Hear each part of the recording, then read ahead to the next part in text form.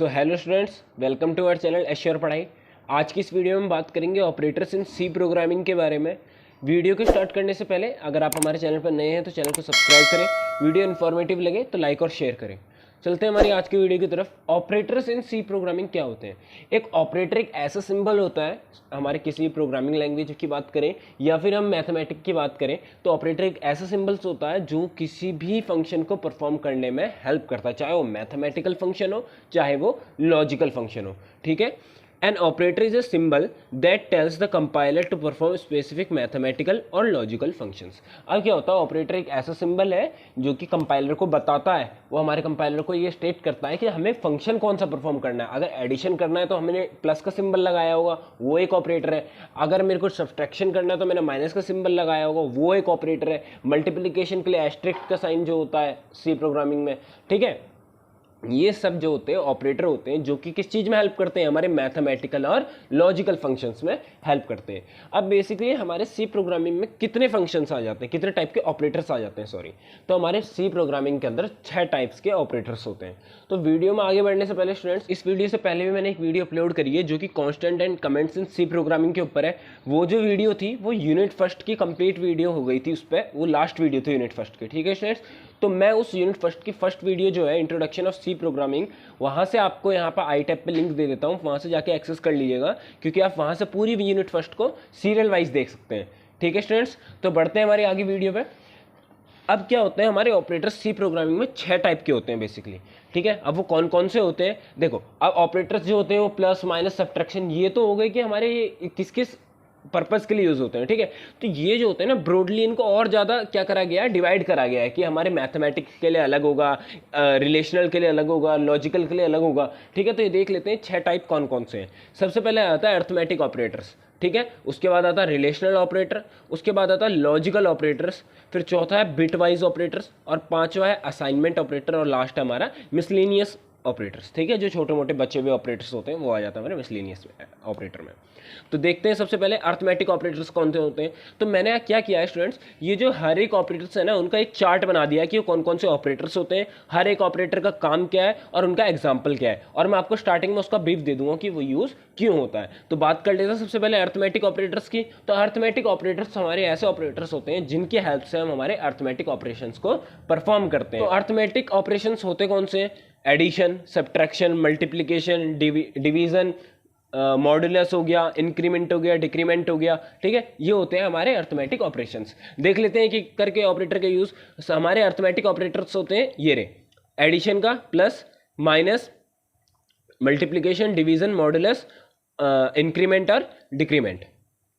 ठीक है, एडिशन से आपको पता है, अगर मैं उसका एग्जांपल लूँ, 2 वेरिएबल है, लेट a इजिकल टू 10 और b इजिकल टू 20, तो मेरा एडिशन करने पे क्या आ जाएगा, a प्लस बी, और वो 30 में उसकी वैल्यू आगे वैल्यू उसकी असाइन हो जाएगी, तो 30 हो जाएगी उसकी वैल्यू। ऐसे सब्ट्रैक्शन में तो a माइनस बी करेंगे, तो a माइनस बी करेंगे तो माइनस की 10 वैल्यू आएगी। ठीक है ना, क्या होता है इसमें, अगर मैं ऑपरेटर्स का यूज़ करता हूँ अर्थमेटिक ऑपरेटर्स का, तो ये अगर सब्ट्रैक्शन वाले का और एडिशन वाले का, तो लेफ्ट वाले में से ये राइट वाले का सब्ट्रैक्शन होता है सब्ट्रैक्शन में। ठीक है, लेफ्ट वाले में से राइट वाले का सब्ट्रैक्शन होगा। कभी भी ऐसा नहीं होगा कि आप बी में से ए माइनस करोगे तो फिर तो आंसर गलत आएगा। ठीक है, आप क्या करोगे, ए में से बी माइनस करोगे, तो हम लेफ्ट में से राइट माइनस करेंगे तो 10 में से -20 माइनस करेंगे तो माइनस का 10 आंसर आएगा। ठीक है, ऐसे मल्टीप्लिकेशन का आपको पता है, मल्टीप्लिकेशन के लिए, डिवीजन का डिवाइड करने के लिए। अब मॉडुलस क्या होता है, अब मॉडुलस इसलिए यूज होता है, ये परसेंट का साइन इसलिए यूज होता है, इसे हम मॉडुलस कहते हैं।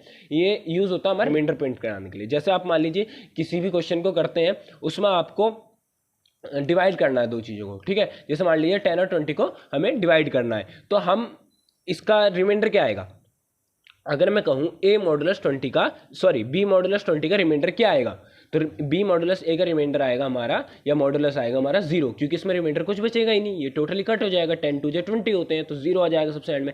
लेकिन अगर मैं कहूँ b डिवाइडेड बाई a का आंसर क्या आएगा हमारा, b डिवाइडेड बाई a का आंसर आएगा हमारा 2, क्योंकि डिवीजन का साइन से क्या होता है, अगर स्लैश लगाते हैं हम तो हमें बताता है डिवीजन कितने से हुआ है, लेकिन अगर हम मॉडुलस का साइन लगाते हैं तो हमें देता है रिमाइंडर देता है। ठीक है, तो 20 और 10 के उसमें कुछ रिमाइंडर नहीं बचेगा, 0 बचेगा, तो इन दोनों का मॉडुलस क्या आ जाएगा 0। अब ये प्लस प्लस ऑपरेटर जो होता है उसको हम इंक्रीमेंट ऑपरेटर कहते हैं। ये क्या करता है, ये किसी भी इंटीजर वैल्यू को वो 1 से एडिशन कर देता है उसमें, ठीक है। कितने से एडिशन करेगा, सिंपल 1 से एडिशन करेगा, बस याद रखना 1 से ज़्यादा से एडिशन नहीं करेगा। तो अगर मैं a प्लस प्लस लिखूँ तो 10 + 1 11 हो जाएगा। और ऐसी डिक्रीमेंट ऑपरेटर होता है वो 1 से ही माइनस करता है, तो 10 a माइनस माइनस लिखूँगा तो 10 - 1 9 हो जाएगा, ठीक है। तो स्टूडेंट्स ये थे हमारे अर्थमेटिक ऑपरेटर्स जो कि थे plus, minus, multiplication, division, modulus, increment और डिक्रीमेंट। इनका मैंने आपको डिस्क्रिप्शन बताया और एग्जांपल बताया, ठीक है। चलते हैं हमारे दूसरे ऑपरेटर्स की तरफ। तो नेक्स्ट आते हैं हमारे रिलेशनल ऑपरेटर्स। अब रिलेशनल ऑपरेटर्स के नाम से हमें समझ में आ रहा है जो दो ऑपरेंड्स के बीच का रिलेशन बताएं। अब ऑपरेंड्स और ऑपरेटर्स क्या आता है, सबसे मेन चीज़ ये आ जाती है। अगर बाई चांस मैं लिखता हूँ कि a + b, ठीक है, तो इसमें ऑपरेटर क्या है और ऑपरेंड क्या है, तो इसमें जो प्लस है वो ऑपरेटर है और ये जो a और b है ये है इसके ऑपरेंड्स। तो ठीक है, ये जो ऑपरेटर होते हैं रिलेशनल ऑपरेटर्स, ये दो ऑपरेंड्स के बीच का रिलेशन बताते हैं कि उन दोनों में क्या रिलेशन है, ठीक है। एग्जाम्पल हमने स्टार्टिंग में वही ले लिया, a हमारा 10 है और b हमारा 20 है। इसके थ्रू ही हम पूरा समझेंगे कि सारे ऑपरेटर्स को समझेंगे, रिलेशनल ऑपरेटर जो होते हैं और वो काम क्या करते हैं और उसका एग्जाम्पल देख लेंगे, ठीक है। अब जो होता है हमारा डबल इज इक्वल टू जो लगता है, ये होता है हमारा वैल्यू चेक करने के लिए ये जो इसकी वैल्यू है वो इक्वल है भी या नहीं। और क्या होता है सी प्रोग्रामिंग के अंदर अगर हम सिंपल इज इक्वल टू लगाते हैं, अगर हम सिंगल इज इक्वल टू लगाते हैं तो इससे क्या होता है, ये होता है हमारा असाइनमेंट ऑपरेटर। ये क्या होता है हमारा असाइनमेंट ऑपरेटर। ये क्या करता है हमारी राइट साइड की वैल्यू को लेफ्ट साइड की वैल्यू में असाइन कर देता है। जैसे मान लीजिए मैं लिख दिया है a = 10, ठीक है, तो ये क्या करेगा a को 10 वैल्यू दे देगा, मतलब ये राइट साइड की वैल्यू को लेफ्ट साइड में असाइन कर देगा, ये a को वैल्यू 10 असाइन कर देगा, ठीक है। लेकिन अगर मैं ये लगा देता हूँ a = b, ठीक है, तो क्या होगा, ये चेक करेगा क्या a b के बराबर है, ये यहाँ पे चेक करेगा। फिर यहाँ पे क्या लगेगी, हमारी कंडीशन हो गई है, ठीक है, कि a हमारी b के इक्वल टू है या नहीं है, ठीक है। अब देख लेते हैं, अब इज इक्वल टू की बात करेंगे, डबल इज इक्वल टू की, तो मैंने आपको बता दिया ये इक्वल है या नहीं है। तो मैंने क्या लिख रखा है, a double is equal to B, क्या a b के इक्वल है, तो ये नहीं है, तो यहाँ पे लिख रखा है a double is equal to B is not true, ठीक है। इसका एक बार डिस्क्रिप्शन पढ़ लीजिए। Check if the values of two operands, जो ये चेक करता है कि जो दो वैल्यू है ऑपरेंड्स की आर इक्वल और नॉट, कि ये इक्वल है भी या नहीं है। अगर है तो द कंडीशन बिकम्स ट्रू, अगर ये इक्वल है तो कंडीशन क्या हो जाती है, ट्रू। अब ये क्या होता है, यहाँ पे हमने लगा रखा है एक्सक्लेमेशन का साइन और ये है इज इक्वल टू, तो ये होता है हमारा नॉट, ठीक है। हमारे सी प्रोग्रामिंग के अंदर एक्सक्लेमेशन के साइन को यूज किया जाता है नॉट के लिए, ठीक है। तो ये क्या हो गया, नॉट इक्वल टू। ये क्या करता है, नॉट इक्वल टू। अब इसने तो चेक किया कि इक्वल टू है तो हमारी वैल्यू ट्रू होगी, लेकिन अगर यहाँ पे नॉट इक्वल टू है तो हमारी वैल्यू ट्रू होगी, ठीक है। ट्रू मतलब वो सही चीज है, ठीक है। तो मैंने यहां लिखा a is not equal to b, क्या हमारा a जो है वो b के बराबर नहीं है, तो ये ट्रू है। क्यों, a जो हमारा 10 है और b हमारा 20 है, तो इक्वल तो है ही नहीं, तो यहाँ पे ये ट्रू हो गई कंडीशन, ठीक है। नेक्स्ट चलते हैं, ये ग्रेटर देन का साइन आ गया। अब देखते हैं, checks if the values of left operand is greater than the value of the right operand. अब ये क्या चेक करता है, क्या जो हमारी लेफ्ट ऑपरेंड है, जो हमारा लेफ्ट साइड का ऑपरेंड है, वो राइट साइड के ऑपरेंड से क्या उसकी वैल्यू ग्रेटर है। अगर ग्रेटर है तो ट्रू हो जाएगा, नहीं तो क्या हो जाएगा, फॉल्स हो जाएगा, ठीक है। अब इसमें क्या होता है, अगर आप देख लेंगे तो इस साइड का लेसर देन है, तो लेसर देन का कुछ नहीं होता इसमें हमेशा होता है ग्रेटर देन का। अगर ग्रेटर देन है लेफ्ट वाला तो ट्रू होगा, नहीं तो नहीं होगा। ऐसे ही हम उसकी बात करेंगे दूसरे साइड वाली की, राइट साइड वाली की, उसमें भी लेसर देन का कुछ साइन नहीं होगा, उसमें हमारा बस ग्रेटर देन का ही होता है। तो हम इसमें राइट साइड का देखेंगे, ठीक है, कि राइट साइड का ग्रेटर है या नहीं है, ठीक है। तो इसमें देख लेते हैं लेफ्ट साइड वाले को, ये आपकी बार ग्रेटर देन का साइन किस तरफ को है, लेफ्ट साइड की तरफ को, तो इसका मतलब हमें चेक करने के लेफ्ट साइड का ग्रेटर है या नहीं है। तो लेफ्ट साइड का हम देखते हैं, क्या लिख रखा है हमने, a is greater than b, क्या हमारा a b के ग्रेटर है, तो a हमारे b से ग्रेटर नहीं है, तो ये क्या हो जाएगा, ये कंडीशन नॉट ट्रू हो गई, ठीक है। ऐसे हम सेम यहाँ देखेंगे, क्या हमारा जो b है वो ग्रेटर देन a है, तो ये चेक किया हमने कंडीशन, b हमारा 20 था और a हमारा 10 है, तो ये हो गई हमारी ट्रू। अब हम चेक करते हैं ग्रेटर देन इक्वल टू, अब आ जाती है हमारी ग्रेटर देन इक्वल टू की कंडीशन। ये ऑपरेटर इसलिए यूज होता है, क्या हमारा जो लेफ्ट साइड वाला ऑपरेटर है या तो फिर बड़ा हो, ठीक है, या तो फिर बड़ा हो या फिर बराबर हो, ठीक है, दोनों नहीं होने चाहिए, बड़ा और बराबर एक साथ तो हो नहीं सकता। तो यहाँ आ जाती है हमारी और की कंडीशन, या तो फिर बड़ा हो जाए या फिर उसके बराबर हो जाए तो ट्रू होगा, नहीं तो क्या हो जाएगा, फॉल्स हो जाएगा। तो इसमें मैंने क्या लिख रखा है, A is greater than equal to B, क्या हमारा ए बड़ा है या फिर बराबर है बी के, जो कि है ही नहीं, ना वो बड़ा है ना बराबर है, क्यों, 10 है ए की वैल्यू। अब वो बी से बड़ी तो है नहीं क्योंकि बी की वैल्यू 20 है, और बराबर भी है नहीं क्योंकि वो 10 और 20 है, तो इसलिए कंडीशन क्या हो गई, फॉल्स हो गई। अब देख लेते हैं ये कंडीशन। अब ये क्या करता है, check if the value of left operand is less than और equal to the value of right operand. ये क्या चेक करता है कि हमारा जो राइट ऑपरेंड है उसकी वैल्यू के लेफ्ट ऑपरेंड से ग्रेटर है या इज इक्वल टू है, कुछ होनी चाहिए इन दोनों में से, या तो फिर ग्रेटर होनी चाहिए या इज इक्वल टू होनी चाहिए। अगर इन दोनों में से एक चीज है तो कंडीशन ट्रू होगी, नहीं तो क्या हो जाएगी, फॉल्स। अब मैंने यहाँ लिख रखा है A is less than is equal to B, या फिर B is greater than is equal to A, तो हाँ ये ट्रू है क्योंकि ग्रेटर देन है, इज इक्वल टू नहीं है, लेकिन फिर भी ट्रू है। एक कंडीशन हमारी क्या होनी चाहिए, सेटिस्फाई होनी चाहिए, तभी ट्रू होगा, ठीक है। और की कंडीशन में हमें पता है, और में हमेशा सिंगल एक कंडीशन भी ट्रू होती है तो वो क्या हो जाता है, हमारा पूरा ट्रू हो जाता है। तो यही यहाँ पे हुआ है, बी की वैल्यू हमारी 20 है तो हमारी एक कंडीशन सेटिस्फाई हो गई है ग्रेटर देन वाली, तो इसलिए हो गया हमारा ट्रू। तो यहाँ हमने पढ़ा कि होता है हमारे रिलेशनल ऑपरेटर क्या होते हैं और कौन कौन से टाइप के हमारे रिलेशनल ऑपरेटर होते हैं। चलते हैं हमारे नेक्स्ट ऑपरेटर्स की तरफ, ठीक है। तो नेक्स्ट ऑपरेटर आता है हमारा लॉजिकल ऑपरेटर। लॉजिकल ऑपरेटर ऐसे ऑपरेटर होते हैं जो कि हमारी लॉजिकल कंडीशंस जो होती है उनको सेटिस्फाई करने के लिए यूज होता है। तो हमारी लॉजिकल कंडीशन कौन कौन सी होती हैं, आपको पता है, लॉजिकल जो गेट्स होते हैं हमारे एंड और नॉट जो गेट होते हैं उनके लिए भी ये यूज होता है लॉजिकल ऑपरेटर। जैसे कि अगर हम एंड ऑपरेटर की बात करें सी प्रोग्रामिंग के अंदर, तो हम डबल एंड जो लगाते हैं, जो एंड का साइन है वो 2 बार लगाएंगे, वो हमारा एंड ऑपरेटर की तरह यूज होगा। अगर मैं इसने 2 लाइन्स का यूज करूं तो ये और ऑपरेटर होगा हमारा, और ये आपको पता ही है ये नॉट ऑपरेटर होता है, ठीक है। ये मैंने आपको पहले ही बताया नॉट इक्वल टू वाले में, रिलेशनल ऑपरेटर में, कि ये नॉट के लिए यूज होता है, ठीक है। अभी एंड वाली कंडीशन में क्या होगा, अब देखिए ये क्या करता है, हमारा एंड ऑपरेटर का मतलब हमें पता होता है जो हमें कंडीशन दी हुई है, जो भी हमें कंडीशन दी हुई है वो दोनों ही ट्रू होनी चाहिए, वो कन्फर्मली ट्रू होनी चाहिए। अगर उसकी एक भी वैल्यू फॉल्स है तो उसकी वैल्यू कंप्लीटली फॉल्स हो जाएगी। अगर मान लीजिए मेरा 1 0 है तो उसकी वैल्यू क्या आ जाएगी, हमारी 0 आएगी, क्योंकि हमारा एक ट्रू है और एक हमारा फॉल्स है। लेकिन अगर हमारी 1 1 है तो ही 1 आएगा, 0 1 है तो भी 0 आएगा, ठीक है। याद रखना हमारी वैल्यू दोनों ट्रू होनी चाहिए, अगर हमारी दोनों ट्रू होगी तभी हमारा 1 प्रिंट होगा, नहीं तो हमारी क्या वैल्यू प्रिंट हो जाएगी, 0 प्रिंट होती है। ये होता है हमारा एंड ऑपरेटर में। और ऑपरेटर में क्या होता है, दोनों में से एक भी सेटिस्फाई हो जाएगा। अगर ये 0 1 वाला है, ठीक है, तो यहाँ भी 1 प्रिंट होगा, 1 0 है तो भी 1 प्रिंट होगा, 1 1 है तो भी 1 प्रिंट है। लेकिन अगर 0 0 आ जाता है तो वहाँ और ऑपरेटर 0 आउटपुट देता है, ठीक है, क्योंकि हमारे वहाँ दोनों ही 0 हो गए, दोनों ही फॉल्स हो गए, इस वजह से वहाँ पे हमें 0 देगा वो आउटपुट में।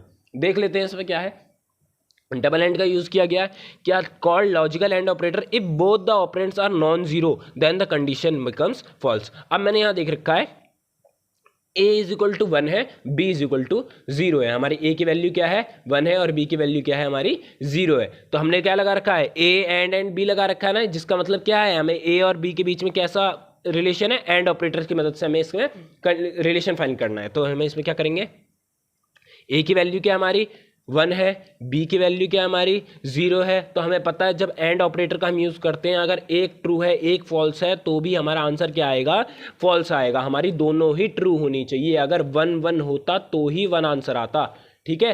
तो यहाँ पे हमारी कंडीशन क्या हो गई, फॉल्स हो गई, क्योंकि हमारी एक ट्रू है एक फॉल्स है, जबकि हमें पता है एंड में हमारी दोनों ही ट्रू होनी चाहिए।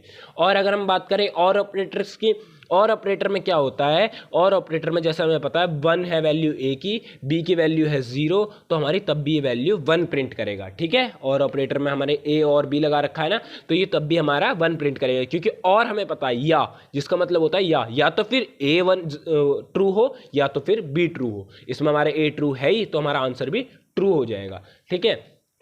अब नॉट होता है हमारा, क्या होता है नॉट। अब नॉट ऑपरेटर हमने लगा दिया तो नॉट हम अपोजिट कर देगा। अब नॉट ए एंड बी कर दिया मैंने, तो क्या जो हमारा 1 जीरो है वो नहीं है हमारा, जो एंड ऑपरेटर को सेटिस्फाई नहीं करता है, हाँ बिल्कुल नहीं करता है, तो यहाँ पे कंडीशन ट्रू हो जाएगी। क्यों?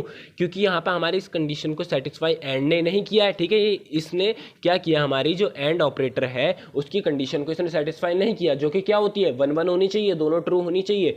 लेकिन इसमें क्या कह दिया हमने, आगे नॉट लगा दिया, ठीक है। आगे क्या लगा दिया हमने, नॉट लगा दिया, तो यहाँ पर हमारी कंडीशन क्या हो जाएगी, ट्रू हो जाएगी, क्योंकि हमें पता है इसने कंडीशन को हमारी सेटिस्फाई नहीं किया है, ठीक है। तो ये होते हैं हमारे लॉजिकल ऑपरेटर्स। कौन कौन से पढ़े इसमें हमने, एंड ऑपरेटर, और ऑपरेटर, और क्या होता है लॉजिकल नॉट ऑपरेटर, ठीक है। नेक्स्ट ऑपरेटर्स पर आते हैं जो कि होते हैं हमारे बिटवाइज ऑपरेटर्स। अब बिटवाइज ऑपरेटर्स क्या होते हैं, अब बिटवाइज के नाम से समझ में आ रहा है जिसमें हम जो ऑपरेशन परफॉर्म करते हैं बिट लेवल पे करते हैं, ठीक है। बिट्स लेवल पे 0 1 इन लेवल पर हम जो हमारे ऑपरेशन परफॉर्म करते हैं उन्हें ही हम क्या कहते हैं, bitwise operators. The bitwise operators are the operators used to perform the operations on the data at the bit level. जो भी हमारा डेटा दिया होगा उसके बिट लेवल पर जो भी ऑपरेशन परफॉर्म किए जाएंगे वो किसकी हेल्प से किए जाएंगे, बिटवाइज ऑपरेटर्स की हेल्प से किए जाएंगे। देखिए स्टूडेंट्स, अब क्या हुआ है, ये जो बिटवाइज ऑपरेटर्स होते हैं और जो हमारे लॉजिकल ऑपरेटर्स होते हैं उनका सेम ही वर्क होता है। इसमें क्या है हमारा, देख लीजिए, ये भी एंड ऑपरेटर है, ये हमारा और ऑपरेटर है, दो ऑपरेटर्स के बीच में, लेकिन ये क्या है, ये बिट लेवल पे हो रहा है, सिंगल लेवल पे हो रहा है, इसमें हमने कंप्लीट नहीं देखा है, ठीक है। इसमें हमने पूरी वैल्यू नहीं देखी है, तो यहाँ पे क्या हो जाएगा हमारा, अगर हम यहाँ देखें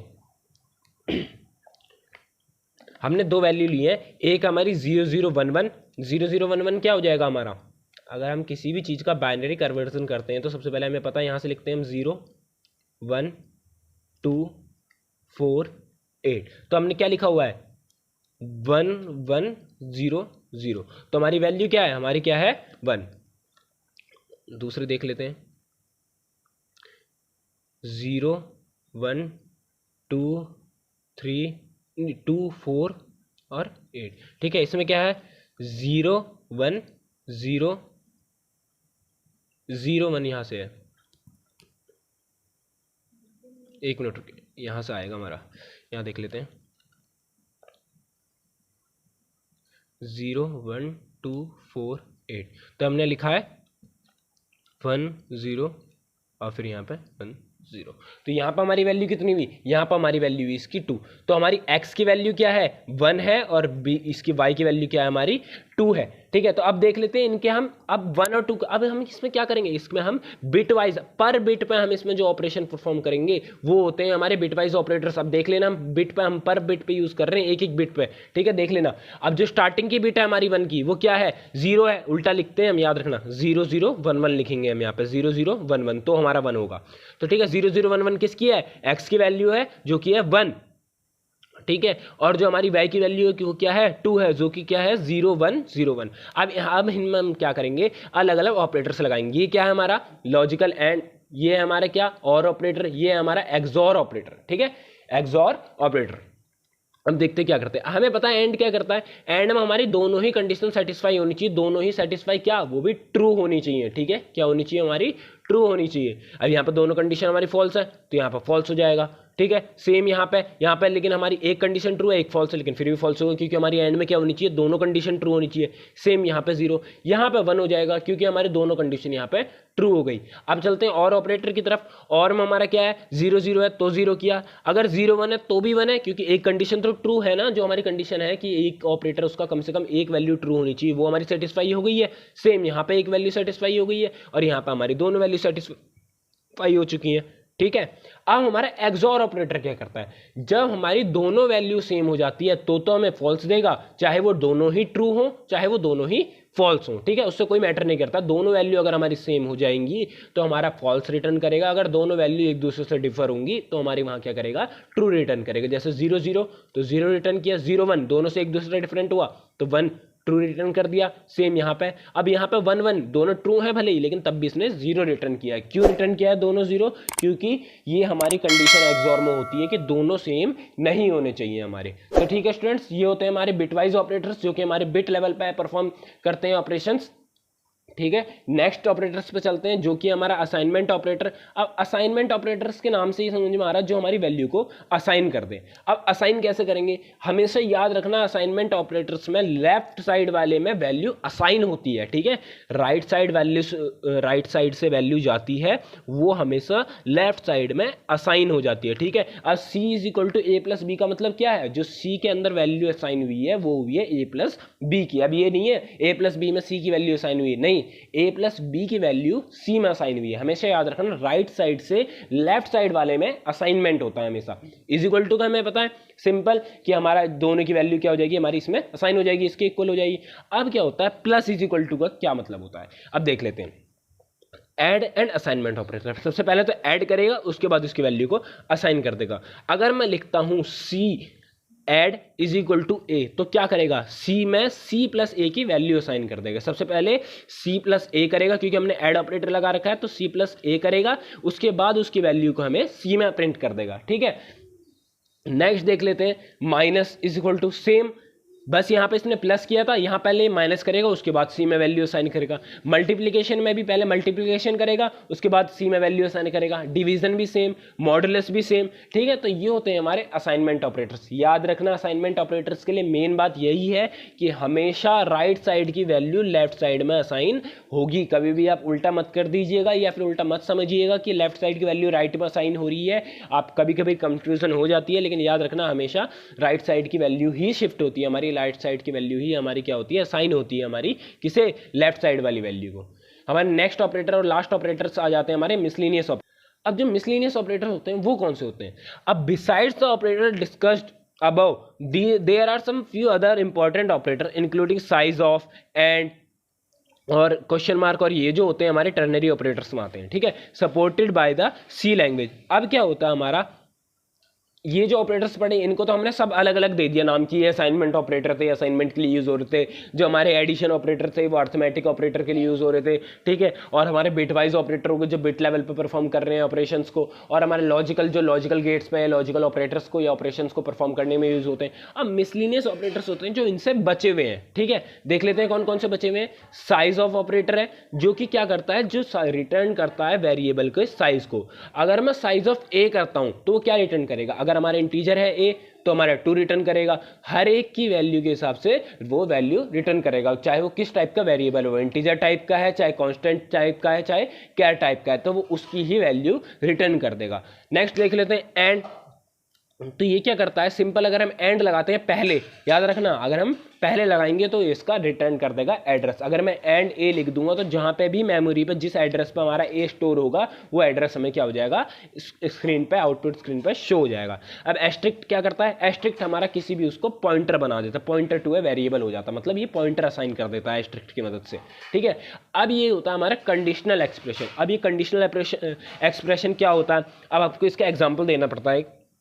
देख लीजिए, अगर हमारी कंडीशन ट्रू है तो हमारा question mark, then the value x और अदरवाइज y। देख लेते हैं क्या होते हैं। a is greater than b is greater than a, अगर है तो क्या कर दे, b प्रिंट कर दे, नहीं तो हमारा क्या प्रिंट कर दे, a प्रिंट कर दे। ठीक है, सबसे पहले इसमें लिखी जाती है हमारी कंडीशन कि हमारी कंडीशन क्या है, उसके बाद हमारा क्वेश्चन मार्क। ये क्या चेक करता है कि ये है ट्रू या नहीं है। अगर ट्रू होगी तो सबसे पहले वाली वैल्यू प्रिंट होगी, नहीं तो सेकंड वाली वैल्यू प्रिंट हो जाएगी। अगर हम ए और बी का एग्जांपल लेके चले, मैंने ए को 10 लिया था और बी को हमने 20 लिया था, तो हम क्या होगा यहाँ पे, अब जो बी है हमारी ए से तो ग्रेटर है ना, तो ये कंडीशन तो सेटिस्फाई होगी, तो हमारे यहाँ पे क्या यूज हो जाएगा, यहाँ पर हमारा बी प्रिंट हो जाएगा जो कि हो जाएगा हमारा 20। ये होता है हमारे टर्नरी ऑपरेटर्स में आते हैं। ठीक है, जिसमें हमारी 3 ऑपरेंड्स का यूज होता है। ठीक है, तो ये हो गए हमारे मिसलेनियस ऑपरेटर। तो स्टूडेंट्स आज की इस वीडियो में हमने पढ़ा कि ऑपरेटर्स क्या होते हैं और कितने टाइप के हमारे ऑपरेटर्स होते हैं। और जो ये सारे नोट्स हैं इस यूनिट का, पहले चैप्टर का जो कि हमारे ऑपरेटर्स का, ये आपको मिल जाएगा हमारे टेलीग्राम चैनल पे, जिसका आपको लिंक हमारे डिस्क्रिप्शन में मिल गया है। वहाँ से आप डायरेक्टली एक्सेस कर सकते हैं और वहाँ से हमारी पीडीएफ को आप डाउनलोड कर सकते हैं। तो स्टूडेंट्स मिलते हैं नेक्स्ट वीडियो में, तब तक के लिए वीडियो इन्फॉर्मेटिव लगी है तो लाइक करें, शेयर करें और हमारे चैनल को सब्सक्राइब करें। Thank you students.